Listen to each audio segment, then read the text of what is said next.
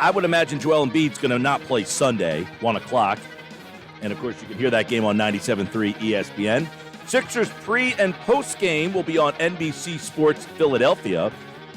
Amy Fadul, Mark Jackson, and our next guest, Jimmy Lynam. And I'm sure Mark Zumoff a la Abdelnaby will be a part of it because they are not going to be a part of the TV broadcast, unfortunately. I like to watch the guys perform during the playoffs, but those now go to the national stage. But they'll still be doing pre- and post-game live on NBC Sports Philadelphia, and Jim Lynam is a big part of that. And he is kind enough to join us now on the Boardwalk Honda Hotline as the Sixers advance coach, and it's great to have you back on the show. How you been?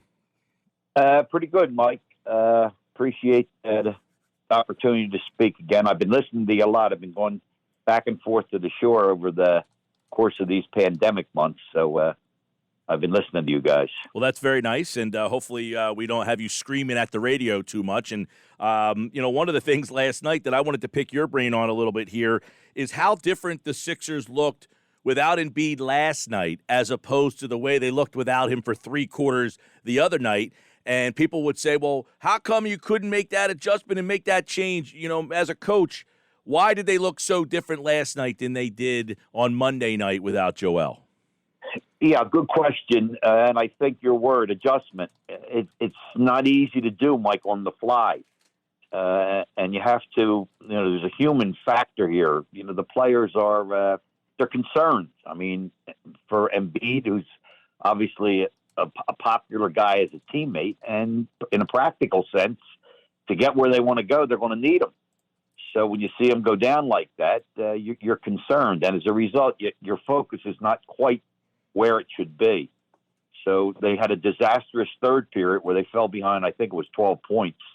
And then those young guys spearheaded a terrific rally in the fourth, and they really had a chance to win the game. The game, be it all the conversations on Ben's foul shooting, but the game really was lost at the defensive end. Washington come down and scored 5 straight trips in the final 2 minutes, and really that decided that game. Yeah, that's interesting you said that because obviously there was a big discussion about how impactful was the hack of Ben and him making 50%. And I said the other day, yeah, that factors in, but you got to get some stops, and that's what they are known for is getting those stops. That's what was disappointing to me. And then you really saw them last night. They actually tried to do that early. Ben makes the free throws, and that really, changes that whole element. But I thought the way they played defense last night, Beal was just out of rhythm. The defensive element on Monday night didn't seem there without Joel. I thought last night that was back and a big factor. Well, it was back, I think, when they needed it. If you look at the numbers, Washington's a very good offensive team. They were up around close to 50% shooting, and normally, that's going to put you in peril in terms of winning a game. But I thought they went a stretch like, I'm going to say late third, probably maybe even into the fourth straight minutes, where the Wizards did not get a field goal. And the Sixers are capable, as you know, of shutting you down for periods like that. Now, usually, Joel is on the court, so that they were able to do that. I thought Dwight Howard maybe was the unsung hero of the game. I mean, they had a lot of people really step up, but he had a tremendous second half, and he made his free throws on top of it. But defensively, he was really very, very good. Yeah, 8 of 10. 8 of 10 from the free throw line last night. I actually, at the end of that game, I jotted down real quickly a couple things that just popped to me. Harris with the big answer. I thought what he did without Embiid was a little disappointing on Monday night and wanted to see how he responded. I thought Harris came back, and that was refreshing to see. Yeah, no question, which is, he's capable of doing that. In Joe's absence, they need that. And he had good opportunities in game 4, but he didn't knock them down. As you know, I think he made 8 for 24, which is, 1/3 of your shots. And he's a 50% plus shooter. So he was much more on his normal form last night, and obviously they needed it very much. Wasn't that to you, Coach, watching that? Last year, he looks a little indecisive. The ball's thrown to me. I don't know if I want to take the ball to the basket. I don't know if I want to pull up and shoot a 3. I don't know if I want to pull up from the elbow and pop one. He kind of reverted back to that. Last night, much more decisive. know what he wanted to do right when he had the ball. Yeah, Doc Rivers has sold that concept right from the beginning. For him to be more direct in terms of his decisions. Don't fuss around. You make a quick decision, even if it's, I'm going to back this small guy, like when Raul Neto on occasion picks him up on a switch. Immediately, you know what he wants to do. He's going to back him into that high paint area and shoot that little turnaround right in his face. So I think that's his confidence and his familiarity playing under Doc when he played like at such a high level. I think that's something that a player can tap into. When things are going a little awry, Doc will give him a thought, and a player usually, because of history like that, he has a tremendous confidence, and it straightens him out much more often than not. Jimmy Lynam, Sixers pre- and post-game analyst, NBC Sports Philadelphia. It's Sunday, 1 o'clock is the tip-off, so obviously it's a little early day for the team over there. My second list was Maxey with a big lift. I mean, it's obvious that he gives him a little energy, but Doc said after the game it's his defense that has kept him off the floor. He was the worst defensive player on the team, he said, and that is changing a little bit, and we kind of saw that in this series a little bit. Yeah, I actually did not see that quote, and sometimes, Mike, it's not easy. I'm not, as much as I know this team, if you're not at practice every day, and with the COVID, you have no access to them. I would have said Maxey for a rookie, was like middle of the pack defensively, but obviously that wasn't the case. And, he went through the mid part of the season after showing much promise early, kind of like floundering a bit. But I said, I said it, I think it was after the last regular season game, his stretch run, and it wasn't like 6 or 7 games. It was like 15 to 18 games that I didn't know if Doc would use him or not. But my statement was he has put a tremendous amount of pressure on his coaching staff to make him a part of this rotation. Right. And my feeling was that for this series at the outset, that Doc would play at least 10 guys, and he did that. And then the cream comes to the top. And, I'm a Shake Milton guy. Shake has played good ball for this team over the past years. But right now, Maxey's ahead. It's that simple. And, players understand the deal. So I think as long as Maxey can perform the way he played last night, and I have no reason to suspect that he won't, then he's going to be in that rotation. Yeah, another one was obviously Curry had a monster game. Now, you can't rely on him doing that every single game, but what was it that Curry did last night? I don't want to say that he can replicate, but that, is in there that maybe they could get some more out of. Well, as you know, Curry can flat out shoot the ball. That he can replicate. When he gets open shots, you can expect him to win the basket. He shot like 45% from three over the course of the regular season. And when he first came in the trade, it was Mark Jackson, who really, my cohort at NBC, that pointed out that he's got more maybe than the world realized. And you could put me in that category. I didn't realize that he had the ability to do some of the things that he can offensively. So I think it was a combination of him. These guys who are high-level guys, they rise to the challenge. He obviously knew Joel was out. Knew they lost the last game. They want to close this thing out. And he's a confident guy. And give the Sixers credit in that they were changed up and they ran, some action for him, giving him an opportunity to be in a scoring position. And you have to, let me just for a second add, Joel Embiid, not just for the points. Yes, he's a 30-point scorer, but the way the Sixers play, by and large, the way wing people get shots, meaning Danny Green and Seth Curry, by and large, they get them by playing with a facilitator like Ben Simmons. And number two, because the Sixers throw the Joel Embiid 25 to 30 times a night. When the double team comes, Embiid kicks it out, and now you're playing like 4 against their 3. Yeah. And therefore, Danny Green and Curry get open. So you got to give this guy a lot of credit. I said he flipped the switch, meaning that old pattern, you're not going to get 17, 18 shots playing the old way because you don't have Joel Embiid. That's right. Now, Ben did lay a lot on his lap, but Curry's got the ability with ball skills and running pick and roll to free himself up, and if he gets good looks, he's going to score the ball. My last takeaway from last night's game was that Simmons controlled it all. And as a guy who had a Hall of Fame point guard in Mo Cheeks to kind of work with there, how Simmons controlled that game last night, the tempo, and really orchestrated it, I thought was the difference in the game. I mean, everybody else had the points and the scoring, but at the end of the night, it's like LeBron. Oh, he only had 23 points, but, man, he basically had the tempo of that game whatever way he wants it, and I thought that's what Ben did again last night. It was, hey, I'm going to orchestrate the speed and the tempo of this game the way I want it. Yeah, that's a good analogy. With LeBron, that is exactly the style that LeBron, plays. He doesn't have to score 40 to 50 to totally dominate a game. And I think yes, you're on target that Simmons did that. I thought he started out, slowly. Curry had it going, so he was content to, get the ball in Curry's hands. But in that second half in particular, I thought that what really came to the fore is what you just described. And Simmons can do so many things. There was the talk, and I can understand it. It's very frustrating for the fans when they see a guy miss free throws like that. And Ben had made a free throw. We're going back to game 4. He missed, I think, his first 9 free throws in the series. And then they started employing that, hack-a-bang.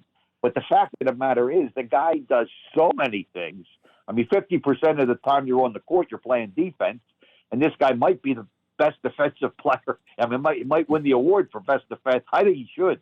For best defender in the NBA. Certainly going to be first team all defense. Scotty Brooks agrees with you. Yeah, I saw he made that statement afterwards.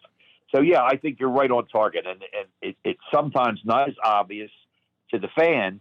I mean, they can see what he's doing when he scores and gets rebounds, certainly, and makes assists. But the stuff he does at the defensive end, believe me, is every bit as good as his best offense, even better. And when you put them together, I mean, he really is a tremendous player. You ever have a guy who struggled shooting free throws that you ever had to wrestle with? Like, I can't keep this guy on the floor late in the game. Did that ever happen to you while you were, a head coach? I may have had a guy or two like that, but nobody with the overall talent of Ben Simmons. Right. That's why I say it's a knee-jerk, no-brainer to answer the question. Is it frustrating as a coach? Yeah, it's frustrating. And obviously you'll do what you can. Like you'll see him inbound the ball when the other team is trying to do that. But then once he steps on the court, if it's more than 2 minutes on the clock at the end of a game, they can just wrap him up and it's a foul and he has to go to the line. Right. I mean, like that's like if people are like, you got to get him off the floor, and that'd be like, hey, Coach Lynam, Barkley's only shooting 55% from the line. You can't have him out there. Like, what would you say at that situation? Yeah, that's a great analogy. I'm going to tell you this play. I wouldn't have remembered it, but when I was analyzing the tape after Game 4, he had already been fouled 3 times. He made 3 of 6 free throws. The problem, as I already said, the Sixers aren't getting stops at the other end.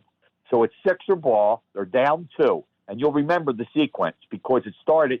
Tobias gets a little jumper. In fact, he backs Neto into the lane and misses a point-blank jumper from about 12 feet. The ball gets knocked, and Danny Green retrieves it and backs into the corner, shoots a 3. Miss. Rebound, Ben Simmons, and in the air with the offensive rebound, he throws the ball back up the lane and lays a wide-open 3 on Furkan Korkmaz's lap. And unfortunately for the Sixers, Korkmaz missed the shot. It would have put the Sixers up 1. Now, my point, you tell me who in this league is going to make that play. Right. Maybe Russell Westbrook makes it, who's a triple-double machine. But I don't know anybody as a point guard who jumps up in traffic, gets a rebound right like almost underneath the plane of the board, and in midair threw it all the way up the 3-point land at the top of the key. I mean, come on. Yeah, by the way, 1 year Barkley shot 69% from the line for you, which isn't much better than what Ben Simmons is shooting for the season. I know Ben was really struggling, but Barkley shot 69% from the line, which would be classified as not very good. No, you're right, and I wouldn't have remembered that specifically. I would have said, if you'd asked me about Barkley, I would have said low 70s career. I didn't know he was under 70 for 1 year, 1 or more seasons. Yep. Yeah, but it's those guys, they do so many other things that and Mike, for whatever it's worth, the fact is an NBA possession is worth a very little over 1 point per possession. Yeah. So the fact that you're getting one, it's like, oh, my God, he missed a foul shot. Well, guess what? Over the course of a game, that's what a possession's worth, 1 point. Coach, I keep trying to tell the people, this Atlanta team, they're not the team you just beat back-to-back a couple times in April here. This team is very interesting. It's a very interesting matchup. They got a dynamic scorer who's very small and shifty. That's an area the Sixers have struggled with, guarding guys like that. So give us kind of an overview of how you see this matchup starting Sunday. Well, I think your ballpark, you're right on target. I'm not trying to just hype Atlanta here. You know, they made a coaching change. I'm a Nate McMillan fan. He's been a terrific coach all the way going back to his Seattle days with Ray Allen when we used to face him when we were out in Portland, when I was coaching with Maurice Cheeks. So it's since he took over, I'm pretty sure I have the numbers. I think they're 27-11, which would put them in the upper echelon of NBA teams over what probably from the beginning of March on. And I think most pundits thought that the Knicks would win that first-round series. They had home advantage. Well, Atlanta beat them, soundly. And to your point, Trae Young wins the first game in the Garden, New York, with one of the little floater with what I'm going to say at the buzzer. Maybe it was 0.8 of a second left. So yes, this team, Trae Young has tortured the Sixers on occasion. Now, I will say I think this by far is the best defensive perimeter team that the Sixers have had over the years. So if Trae Young is going to jump out of the box, he's going to do it against some big time defense. Ben Simmons, Matisse Thybulle. You bring George Hill off the bench. Danny Green is a standout defender still. So they have a lot of options, and there's no question that Trae Young is the head of the Atlanta Snake. Yeah. Without Embiid, how does that change this series? If he doesn't play, I would imagine he's not ready to play Sunday. He might come back somewhere in this thing, but if he's out a game or two. Yeah, I was just reading literally before you called on one of the sites, a Penn orthopedic doctor was explaining the way he saw it. He's not the fellow treating Embiid. Yep. But there's going to be some decisions have to be made between, Joe, the coaching staff, and the medical community. The fact is that it's a lateral tear, which is on the outside, a small lateral tear. That's better than a medial tear, which is the inside. The inside supports most of the weight of the knee. So how conservative they're going to be, if you lose home court, your advantage of being number one all year and being best in the East went right out the window. So I don't know. You probably saw the footage of him shooting pregame last night, which yes. I thought was encouraging. Now, he wasn't really moving about. Somebody said, he was running around. No, he was not running. He was shooting in place, yes. albeit leaving his feet shooting, which I thought that was a good sign because if you're experiencing pain/discomfort, probably you just stay on the ground and, just work on your form. But he actually was shooting little baby jumpers. All right, Coach. Well, we look forward to the pre- and post-game, obviously, listening to you guys, giving us a little hometown flavor for these games. It's going to be a good one. This is interesting. Then that Bucks-Nets series, we got some great Eastern Conference flavor here. Coach Jimmy Lynam, NBC Sports Philadelphia, and the crew, they will have you pre- and post for the playoffs, the duration. Just because the games aren't there, you still get that hometown coverage from the team, and we appreciate him joining the Sports Bash here on the Boardwalk Honda Hotline. Coach, thanks so much. As always, Mike, my pleasure. All right, we'll talk to Coach down the line, and he, like all guests, appeared via the Boardwalk Honda Hotline.